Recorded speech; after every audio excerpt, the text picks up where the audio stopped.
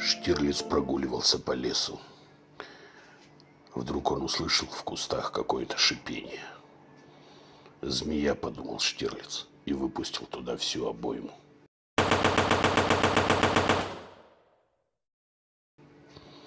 И только через час Штирлиц вспомнил, что пастор Шлак так и не научился свистеть.